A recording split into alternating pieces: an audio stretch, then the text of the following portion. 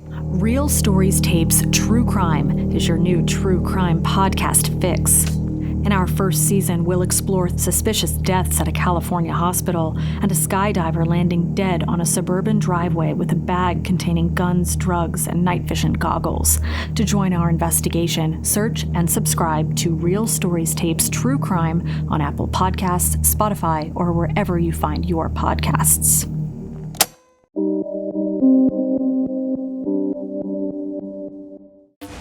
Being a British guy in 2015 is not easy. 21st century pressures are changing. No way. The way we live. Women are seen as superior to men. The way we love. If you are a Muslim, you cannot be gay. That's as simple as that. Even the way we look. That's silicone. Yeah. This is mental. In this series, I'm traveling to the extreme edge of modern British masculinity. They basically said the only way you can stay is if you agree to be exorcised, to get the demons out of you. 50 years after women began a march for equal rights, the battle of the sexes is being fought on a new front. The state of gender relations is at its worst probably for 100 years. But this time, it's not by women. Men rape, men rape. That's all we hear about, that men are rapists. It's by young men. Men are murdered more, commit suicide more, men are homeless more, men are raped more in prison than women are total. I want to know why so many young guys feel overlooked. Women are no longer trained to submit to a man, to serve a man. Overly judged. I think the UK, especially the media, needs to decide whether or not they want freedom of speech or they want to stop people being offended by comedy. And under attack. I thought there's sort of a concerted attempt to shut men up. I want to find out why a new generation of men thinks the real victims of sex discrimination are guys. I'm pretty confident that women's issues are being dealt with. Men's issues, not so much.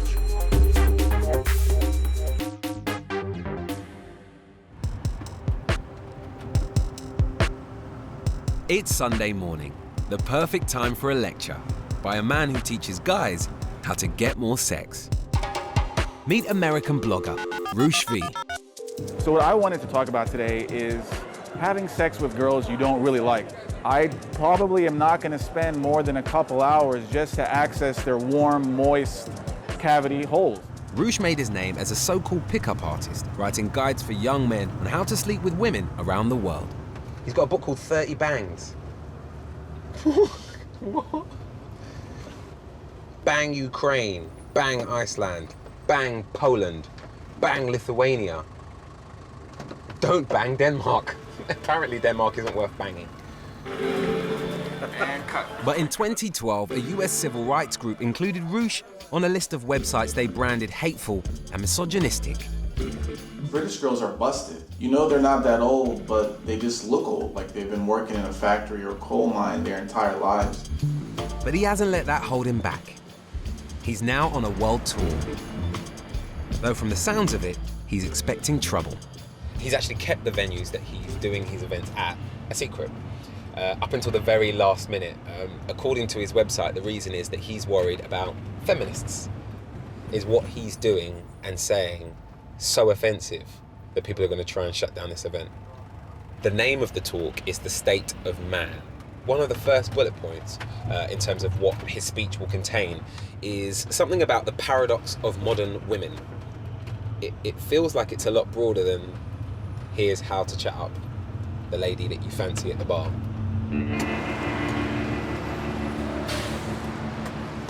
On the outside, it doesn't look like anyone's about to storm the doors.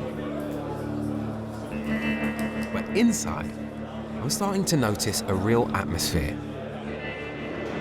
Thanks. I'm not sure anyone wants me here.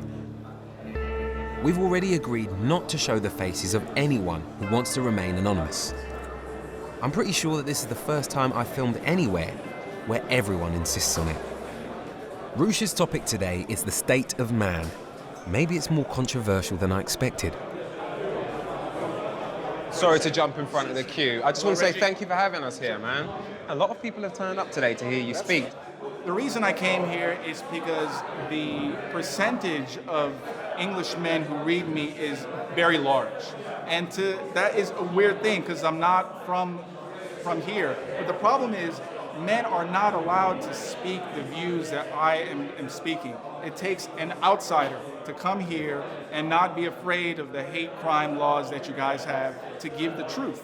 And so I wish there were more men here who could share their views, but if they do, we all know that people are going to go after their jobs and shame them.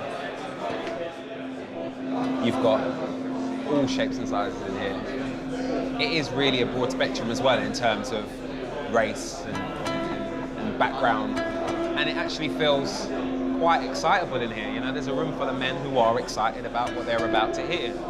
So am I. Something has happened in the past 50 years where women are no longer trained to submit to a man, to serve a man. The very idea of beauty and aesthetics is being demolished to where now women are being applauded and encouraged to look like fat, outer space cyborgs. Women and gays are seen as superior to straight men.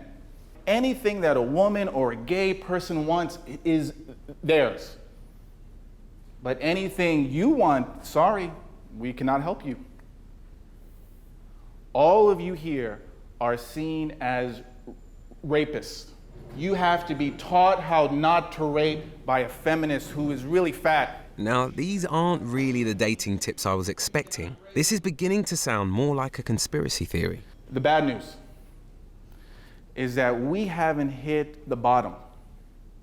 Do you think that eventually this will become a political movement? And if the answer is yes, I'd like to put in my application to work for you. That's not a joke. I have a daughter, and sometimes I do fear for her upbringing. I think I'm doing a fairly good job. I try and set, a good moral guideline for her to follow. But what am I going to do to stop her from becoming the worst of what we see in society today? You should give her a man to marry at a young age, 18. At least when she's 30, you have 3 or 4 grandkids. Or she's gonna be what? She's gonna work in a job, one bad boy after the next. Many of you actually are going to use her. I don't think you should give her the freedom and the choice. Let's see, what does Reggie think about what we discussed today? It's been a much broader talk than I expected, in all honesty. I sort of came here expecting to hear how to pick up women, but it seems to be more about masculinity more than anything else. Now, I take it that you have achieved a level of fame here. How have you leveraged that fame to sleep with the women that you want? Like, I really want to know that. Like, is it easy? Like, do girls just come up to you? I've been doing what I do for a long time, and I started in television when I was 8 years old, so this isn't new to me anymore. Are you gay? No. I'm actually engaged to be married. So no. Oh, okay. All right. Never mind. That's cool. Yeah. Out of interest, just how big do you think what it is that you're doing here will actually get? The sites that I run touch over 1 million people every month. Wow. And maybe they're not willing to come here and pay, but the ideas that I share is growing and growing. All right, follow me out, lads, please. And then, just when I think no one will go on camera, 2 men agree to meet me outside. Adam runs his own business, and Lorenzo is studying to be a barrister. So what is it that's actually brought you guys here today? Why have you decided to come down? Well, what's brought me here really is I feel that there's sort of a concerted attempt to shut men up recently, right, the past few years, and we're sort of losing ground. The BBC doesn't have a great, it doesn't get a great flack when it comes to these sort of things at all. They do seem to be on the side of what's right on. Yeah. And feminism is the fashionable cause. What sort of man is attracted to an event like today, do you think? Somebody who wants to engage with a very international, as you can see, group of concerned fellow travellers who are interested in discussing these problems. I mean, look in here. These people are now mixing together, and very few of them have met one another before. Yeah. The funny thing is, whilst these guys want to meet women, and that's what Roosh sells, some of them don't seem to like them very much. And there are some really offensive, strong views from what, on face value, seems to be the meekest of the meek, the most normal looking guys, and they have these views that are just unbelievable. The thing that worries me most is that a lot of the ideas that are coming out of that room might be more commonplace than I probably assumed this morning.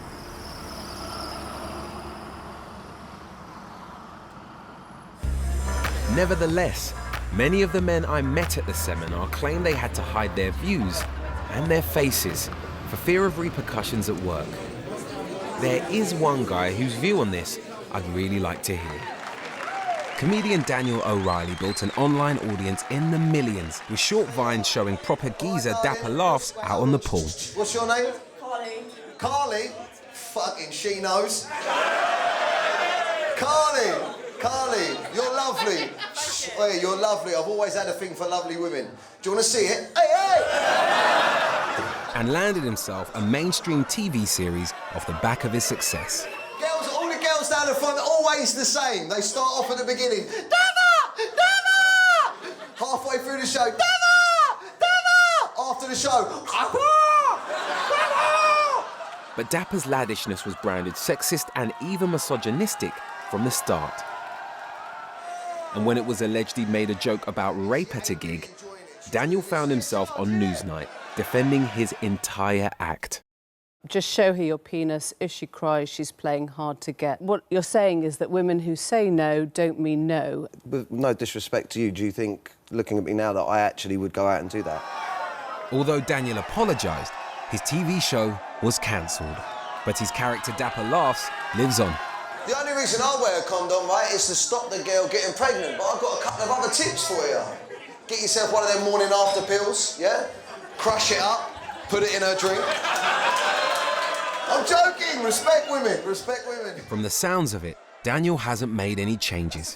And he's pretty unrepentant, despite all the flack. Who saw me on Newsnight? Who saw that? That interview was hard for me because it's the only time I've actually really played a character. On the outside, I'm going, no, of course that's not acceptable to go up to a woman and say, get your gash out. On the inside, I'm going, can you get your fucking gash out? Hey! Enjoy the rest of your night. Thank you very much for coming. Bye-bye.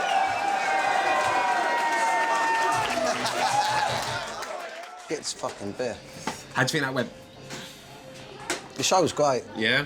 And it seems as though your crowd is very much sort of predominantly young men, 25 and under. Yeah, but I mean... Why do you think that's the crowd that You saw a lot of women there, though. Yeah, well, exactly. I mean, don't get me wrong.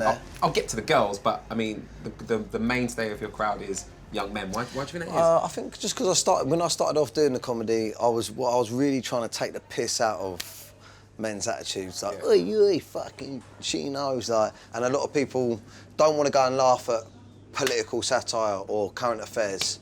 Sometimes they just want to laugh at something that's easy to laugh at. Why do you think women come to your show?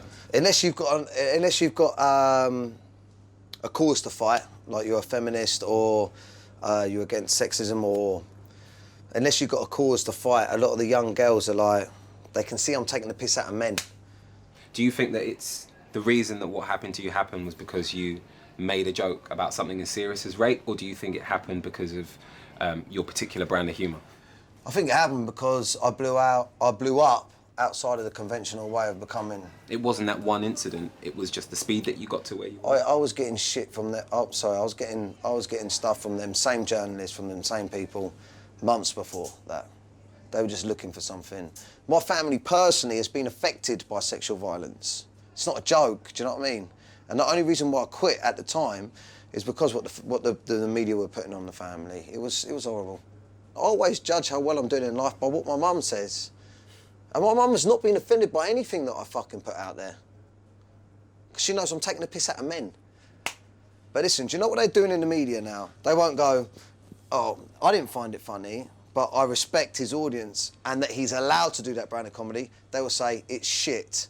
I think the UK, especially the media, needs to decide whether or not they want freedom of speech or they want to stop people being offended by comedy. I think comedy is the last avenue we've got. It's comedy that, like, do you know, what's next? You're going to ban people watching horror movies because someone's going to go out and kill someone. If I say something on stage and someone goes out and does it, they're screwed in the head. That's got nothing to do with me. Do you ever worry about the way that it could be taken out of context or the way that it could offend? Yeah, it depends who's in the audience. I ain't going to be taken out of context with my fans because my fans are watching and go, I heard the same stuff on the building site yesterday. Do you know what I mean? That all got a bit emotional, and I can understand why. You know, this is a man who feels as though he lost his moment, his opportunity. But unfortunately, whether he wants to admit it to himself at the moment or not, he is normalising a certain level of humour that a lot of people find offensive. Real equality feminists today have a real problem with the mainstream feminists because the mainstream feminists are radical Marxist feminists. Feminism. Speaker's Corner in London has always been a place for people to meet and share controversial views. And today is no exception. Men rape. That's all we hear about, that men are rapists and child abusers. This is what feminism has been talking about. Now, have you noticed what she did then? What she did is she simplifies things down to say that I'm a woman hater. Rod is a men's rights activist and is determined no one's going to shut him up. Men don't need your help. They do need our help. They need our help very much. Our problem... Well done. That got a bit intense, didn't it? It does, but you get heckled to pieces. Do you think coming here to Speaker's Corner week on week is going to actually change anything? Yes, because what happens, we often see a young man standing in the background, doesn't say anything, stays for hours. Hello everybody, my name's Josh, I'm 18, I'm from Essex. In my spare time I do a YouTube channel and a blog about gender politics and men's issues. There's another crowd gathered around a second speaker, but there's something different here. What is the obstacle to getting men's issues addressed in society? He's just a teenager. People don't know what men's issues are. Domestic violence against men is not treated seriously. When numerous places have done tests where they got women to hit men in public, people have laughed and taken videos and said, oh, he probably deserves it. And the opposite never happens. Thanks for listening. Just out of interest, what put this on your radar? Why would you say the issues that men are dealing with is such a problem for you? Men's issues, I feel like there are far too, particularly young voices, there are far too few. I mean, we've got the Minister for Women and Equalities here in the UK, we've got the European Parliament Committee on Women's Rights, and we've got UN Women. We have no comparative organisations for men. So I'm pretty confident that women's issues are being dealt with. Men's issues, not so much. I hadn't expected young guys like this to be so angry about what they see as discrimination against men. Meanwhile, Roosh's world tour has rumbled onto Canada, but he's run into some local opposition. The Toronto media, Toronto Star, City News, every channel, I'm the leading newscast. Me, a random writer from the US who wants to meet with 40 guys just to have fun with them and talk to them. But it's not just Roosh. With a few clicks, I'm starting to realize these kinds of views are easy to find. Now, this idea of what Roosh is about and what he stands for seems to be a small part of a much bigger conversation, because on Roosh's website there is mention of this thing that I've never heard of before, and it's called the Manosphere. No, it's a real thing. The Manosphere is a name given to an informal network of blogs, websites and internet commentators that focuses on issues relating to men and masculinity, often in opposition to feminism. Growing up with 4 sisters, you want to see them blossom, and you don't see anything that can help that as being negative. But being at Roosh's seminar, the word feminism seemed to come up over and over again, and it was never presented in a positive light. But Roosh isn't the only one. British journalist Milo Yiannopoulos has written for The Telegraph, news sites, and has his face all over YouTube. He seems to have done an incredible job of continuously arguing with journalists and politicians and feminists. He feels like someone that I need to have a chat with. And it turns out, with a growing profile as a self-proclaimed anti-feminist, Milo is only too happy to meet with me. Good to see you. Nice to meet you. Good to meet you too. Good to meet you too. How are you? Yeah, good, thanks. Listen, you are the perfect person for me to speak to at this point. I met Roosh V very recently. Okay, cool. And I've sort of been made hip to this whole idea of the Manosphere. Can you sort of explain to me what the Manosphere is and what it's broken up into? Yeah, I mean, it's a very eccentric sort of group of men who feel dissatisfied with the way that society is going, the way that the relationships between men and women are organised. And I think a lot of men are feeling as though their traditional role as provider has been, diluted to such a point where they're not really sure what they're supposed to be there for anymore. And what a lot of the pickup artists, people like Roosh, do for these guys is give them a renewed sense of purpose. A lot of these young boys are very worried that they won't be alone forever. A lot of them are worried they won't ever get good jobs and they will never get a decent pension, and they sort of just don't know where they fit. It kind of feels like it's two sides going against each other. You've got the Manosphere and all the permutations of that, and then you've got feminism. Yes. What's your take on that? What's happened to feminism in the last sort of 20 years is it's become very tied up with very far left activist politics. And this particular brand of feminism, which says that women shouldn't just be equal to men, but should be the same as men. You know, if they want to sort of grow their hair and get fat, then they should be allowed to, ignores basic biological realities. And it also ignores some of the things that are different about men and women and different ways that men and women look for happiness. I think that the state of gender relations, the understanding and happiness between the two sexes is at its worst probably for 100 years. And I think that you could reasonably say that feminism has a large part to play in that. Now I find these views surprising. And I'm not a feminist, but you don't have to be one to be challenged by Milo's point of view. I mean, I've had messages about you prior to us meeting. Already? So, yeah, of course. And what are they saying? They say this guy's going to stitch us up. I can tell he's going to stitch us up. And I can't blame them for this because it has happened to them so many times before, over and over and over again. They're just outright lied about. Right. He's made it really clear that people are worried about me. I don't know why they're worried about me. What have I done? It's mental that, I'm so early on in this journey, and already people are paranoid that I'm out to get them. There seems to be this weird sort of sense of paranoia in this world.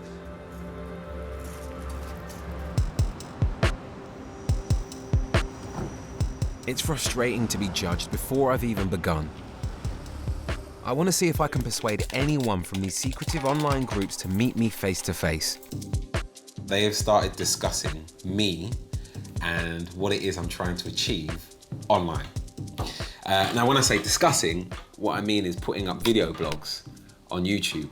And it's not just the one video, they're shitloads. Some of these anti-BBC videos have had thousands of views already. So maybe YouTube is the best way to try and set up a talk. This could be the worst idea ever, but I think it's worth having a crack at. Hello there, MGTOW. My name is Reggie Yates. Some of you know that, most of you probably don't. I'm in your world now. All that I want to do is make a program that features you and your beliefs, where they come from and who exactly you are. So get in touch. Thank you. I do think there is a small chance that we may have a conversation, but I think it will be on their terms. And if that means it's a Google chat, if that means that it's via the comment section, so be it. It's 2015, damn it. But whilst I wait for replies to my video, I'm still intrigued by that young guy standing on a soapbox in Hyde Park.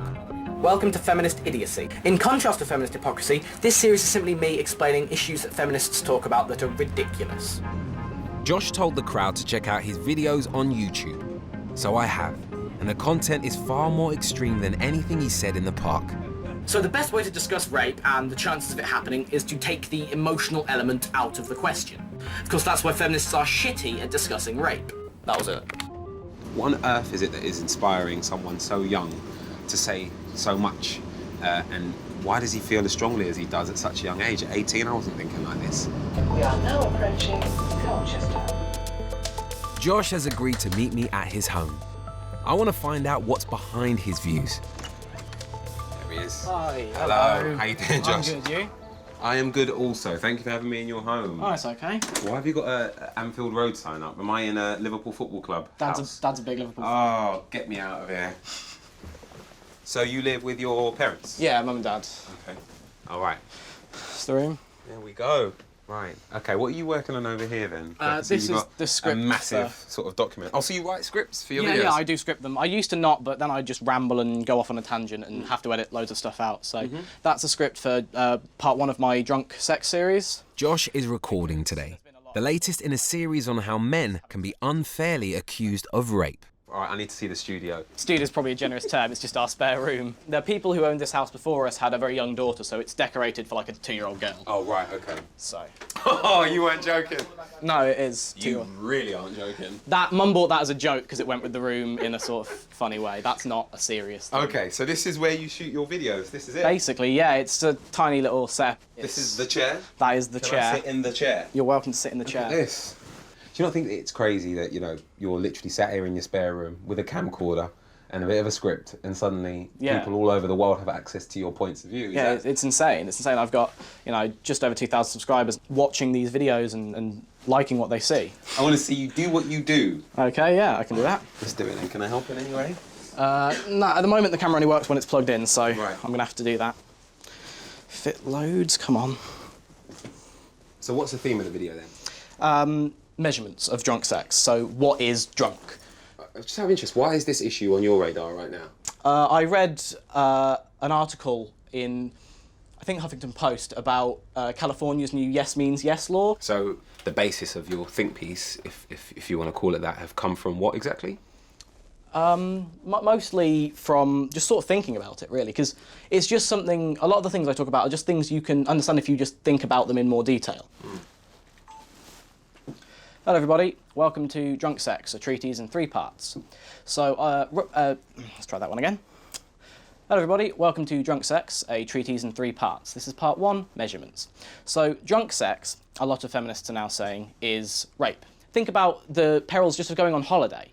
I could find a girl here in the UK, we could have sex, it's fine, she's not too drunk, she's still legally able to drive. We go to a US state with a stricter rule, and suddenly I'm a rapist. Okay, right. It also has to be something that people can be expected to keep track of. At 18, Josh is not afraid to speak out. I'm just not sure why. This will overwhelmingly be a burden on men. Thank you very much for watching. I've been Josh. Boom. And just like that, it's done. Yeah, just as my SD card ran out of memory. Perfect. I had to cut a little bit out for that. Wow. What's really fascinating about you, Josh, is your age. You know, you are so young. And over the years, I've met activists all over the world fighting for different causes. And the thing that is consistent in all those people that I've met is that there is a reason. What is your reason? I don't really have a satisfying answer to that question. People ask me it all the time, and it's not like I had some big life-changing experience like a lot of people do. You know, a lot of the people I speak to in the men's movement are, they went through a troubling divorce, or they were abused by a partner, or they were raped. It was never like that for me. As a living, I'd like to be, you know, a men's issues speaker, or I'd like to join a think tank that talks about these issues, something like that. This is something I want to do for the rest of my life. Got some stuff that she was given as a present. And is this Mum's or yours? That's Mum's. Mine's in the sink, actually. You can grab a seat out here. Look at this. Perfect. How do women react to your views? Particularly, well, your mum. I mean, you live at home. How does she react to some of the things that you say in your videos? Nothing I say in my video is anti-woman, but some women do treat it as if it's an attack on women. I wouldn't talk about women's issues and feminism at all if I didn't think I needed to for men's issues. So if it wasn't the case that our domestic violence laws were heavily influenced by feminist academia, I wouldn't speak about it. What gets picked on? What is it that they jump on? I talk about false rape claims. I say false rape accusations are really harmful to someone's life. People have been killed by mobs without a court case ever taking place. And I try and talk about that, and they accuse me of derailing the conversation because false rape accusations are only 2%, even though we can't get an accurate study on that. It's more you're not focusing on the right issues than you're actively promoting something that's anti-women. False rape claims are disgusting, and that's one of my worst nightmares, to be accused for a crime, serve time for something I definitely didn't do. But the fact that rape exists, and the fact that it is such an issue, and the fact that it is happening, it's happening on every street, and people aren't talking about it, it is a real issue. Yes, but it's not like I'm hearing someone talk about how bad rape is, and I'm like, oh, also false rape accusations. No, it's a complete separate thing. I'm trying to get to the bottom of why so little of your time is dedicated to being 18. Because you're only 18 once. I spend my time being 18, I do. This doesn't take up, like, half of my time. But I think I have an advantage over the men who have had their lives derailed purely because I'm not coming at it from an emotional angle, which means, because if you are emotional about something, it can lead to you being aggressive. Josh is a really impressive speaker, but I can't help worrying that he's building opinions about how women behave based on other men's bad experiences that he's found online, before he's even had a chance to live his own life. And there is nothing wrong with fighting for men's rights. There is nothing wrong with believing that there should be equality. But when your own personal experience with women has been hard, has been unfavorable, and that then affects the way that you view the world, to then present that as the gospel is where things get dangerous, especially when you're looking at how many young men this is beginning to affect.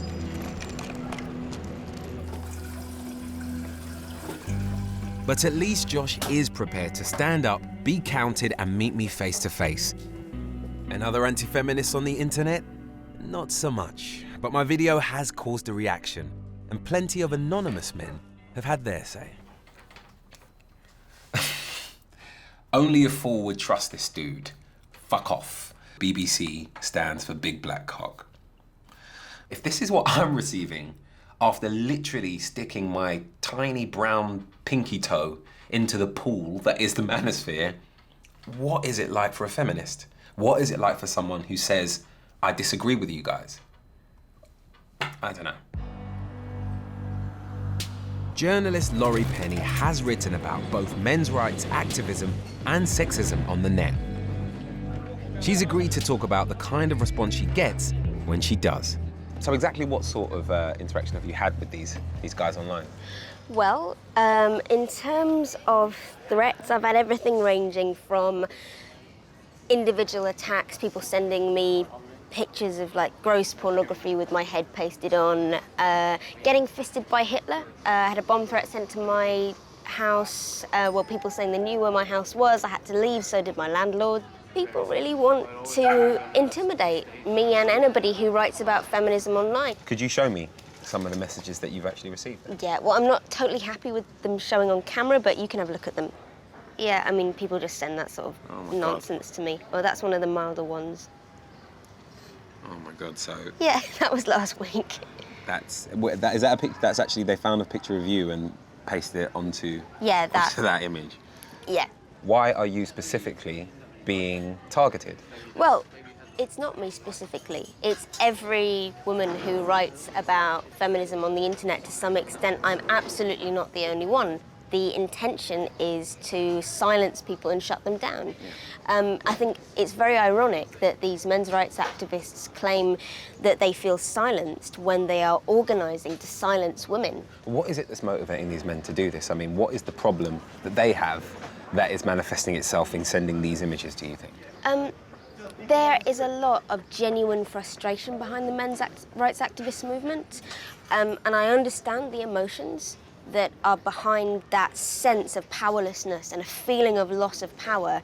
The trouble is that whilst feelings are valid, it's what you do with those feelings that makes the decision about who you are as a human being. So what's driving hate like this? And who are these people? In 2013, even a simple campaign to commemorate Jane Austen on a £10 note resulted in a barrage of vile abuse sent to female campaign leaders. Free speech is one thing, but threats of rape or worse feels different to me, and they're becoming more and more common online. I just don't get where all this hate is coming from, but I know a man who might. How you doing? How you doing, right? Good to see you. Yeah, very Milo good. Yiannopoulos. I met Laurie, who's a feminist who I know that you're aware of, and Laurie has received unbelievable messages, which go from "I know where you live" to "I'm watching you right now" to "I'm going to do XYZ to you tonight." They don't believe this stuff. scary. It's not. Look, okay. Oh, come on. Listen, this is the typical bait and switch that happens with progressive activists, right? You goad people, you egg them on, you deliberately provoke them, and then suddenly you turn around and play the victim because you've got messages that you don't like the sound of. Well, I'm sorry, but you know, if your entire career is based around telling white men that there is something wrong with them, you can't then complain when you get messages on Twitter saying that, you know, that somebody wants to hurt you. Why do you think men resort to using the word rape so often? What the study shows that men and women use slightly different language when they lose their temper. Women tend to call each other sluts and bitches and whores and that sort of stuff. Rape as a sort of expression of power and domination is more what men go for when they lose their temper, like they might threaten to beat you up. What does this mean for men moving It means forward? for men that you can't win an argument in the public sphere unless you watch your language so carefully. When they speak out, they lose their jobs, or they get just as much trolling as as any feminist activist. But that's the dysfunctional situation we've got ourselves into, precisely because men are terrified to speak out about this stuff. Milo seems to be saying women are just being given too much, even too much protection. But with everything I've heard and read online, I'm finding it harder than ever to see men as the victimized sex. So where does that leave someone like Roosh V? I go to the supermarket to be a pervert, to film that girl's ass and another girl's ass. I've had to fly to Poland to find out. He just wasn't meeting the right kind of girls in America. They cut their hair short. They are so lazy to maintain long hair that they make themselves ugly on purpose. So he moved here a year ago, to a small university town full of female students. And before we meet, there's just time for a refresher on his back catalogue. Now, there is a lot of Roosh V books, which are available on huge websites online, by the way. Anyone can buy this stuff. And the sort of thing that is in these books is, yeah, it's not the sort of thing that I'd want my younger brother to read. It took 4 hours of foreplay and at least 30 repetitions of "no, Roosh, no," until she allowed my penis to enter her vagina. No means no, until it means yes. That's actually written here. While walking to my place, I realized how drunk she was. In America, having sex with her would have been rape, since she couldn't legally give her consent. It didn't help matters that I was relatively sober, but I can't say that I cared or even hesitated. It's actually illegal to force someone to have sex in Iceland too, Roosh. I know that when it comes to sex, 1 ounce of hesitation or feeling of morality will get me nothing. That one actually leaves a nasty taste in your mouth. At his seminar, Roosh told me he has 1 million visitors a month to his sites. And one of the articles he posted there earlier this year caused horror around the world. There's a piece he's actually written on his website called "How to Stop Rape." And there's a section here that reads, "I thought about this problem and I'm sure I have the solution. Make rape legal if done on private property. I propose that we make the violent taking of a woman not punishable by law when done off of public grounds." Basically, you're saying if you rape someone on private grounds in a private residence, it should be okay. That is fucking disgusting.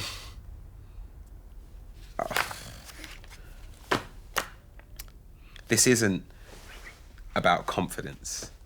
30 bangs isn't about making young men feel as though they have value. This is about making young women feel as though they have none.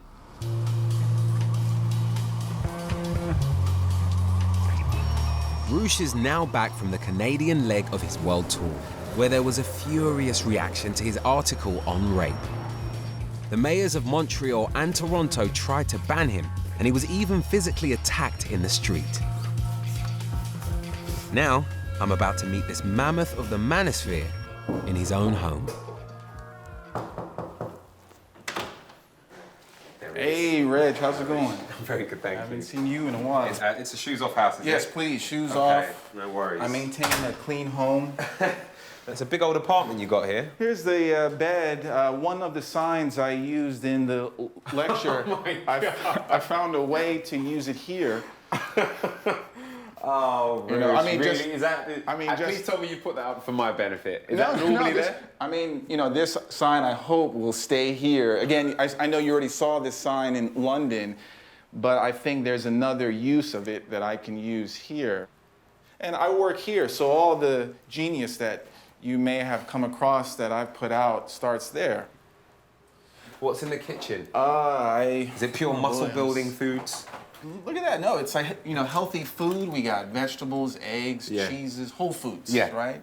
But sometimes if a girl comes over, you know, you got to give her the supermarket champagne that I was bought gonna say, that I bought on sale. You're really spoiling But they don't them, know Roosh. that. They don't know that. So how long has it been since you got back from Canada? All the world tour? I've only been back for about five days. Yeah. I'm still recovering from the drama there.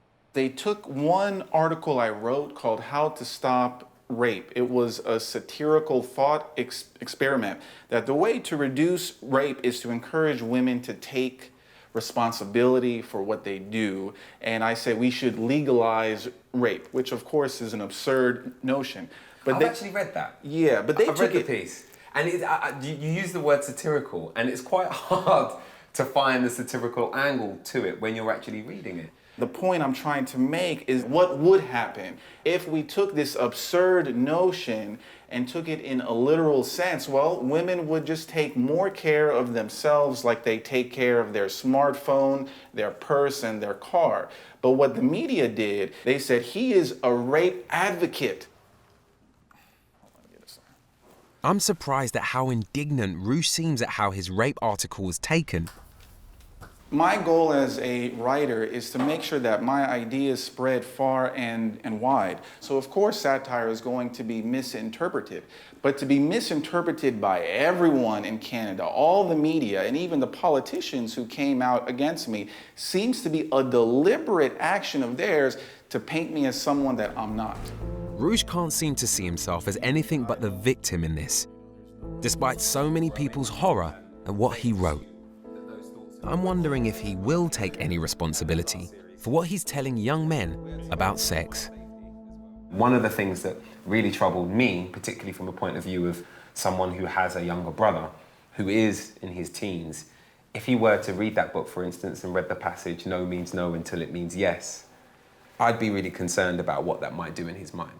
I can understand, but I don't agree that the writing I share crosses a line. I advocate for consensual sex, but we have to understand how sex actually happens. We both know that if you bring a woman into your apartment and she, with a smile, says, no, we're not going to do anything, does that actually mean no? Is that when you stop and ask her to leave? Of course, no means no. And I have to state that. Then you stop, wait until she is ready to go farther, and then you go on. But in your book, you talk about a situation where there's a woman who's half asleep and you jammed it in, I believe is the words that you used, which is so horrible. But haven't you done that when a girl was half asleep? A girl that you already had sex with. You've never done it? Wasn't the first time I had sex with her. No. Are you sure? Yeah, I'm pretty sure. Okay, listen, I mean, I'm sure you've had sex with girls who were on some kind of alcohol or something else. Does that mean that you raped them? Of course not. So if you want to examine every instance, every thrust, maybe you can find something, but this can happen to every man. Roosh, thank you for having me in your home. No more articles on how to rape women. No, How I about think that? I'm done with the I rape think issue. you should I leave think that for I've now. made the point, you know? Yeah, And you made a point. Okay, man. Take sure. down. Sure.